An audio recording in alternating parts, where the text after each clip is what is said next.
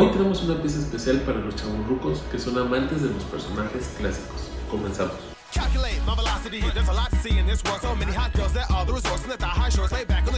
¿Sabían que este chiquitín va a cumplir 69 años?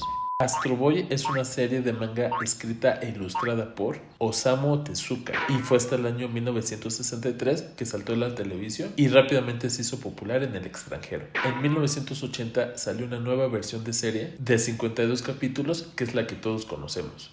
Bueno, yo era muy bebé y la vi hasta los 90s, A lo largo de esta historia hemos tenido cientos de piezas de Astro Boy, algunas muy cool y vintage como Astro Boy Flying Korea de 1975, Astro Boy Sofubi de 1970, Tetsuwan Boy Toy figura de Japón, Amiura Toy Wind Up Teen Tricycle, Astro Boy NTT y otras muy actuales como Mafex Astro Boy de médico, Astro Boy Berrick, Takara Astro Boy del 2003 o el muy famoso Real Life Size Japan Astro Boy Dissected de más de 1.30 de altura y un costo de más de $25,000.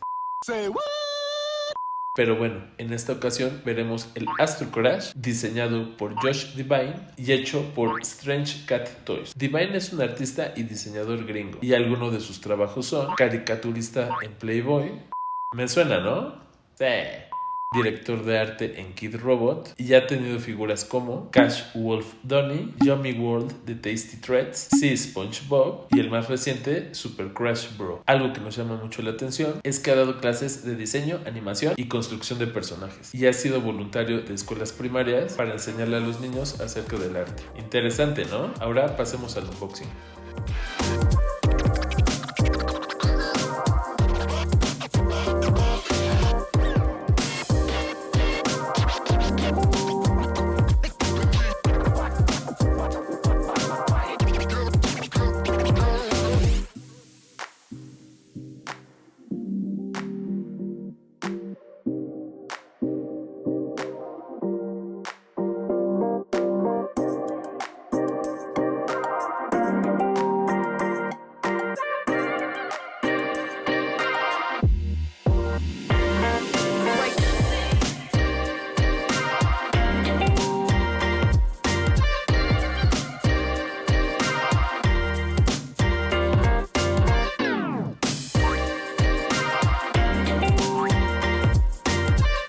Creo que es una excelente pieza de decoración y mucha gente seguro le tomará foto porque es algo muy original.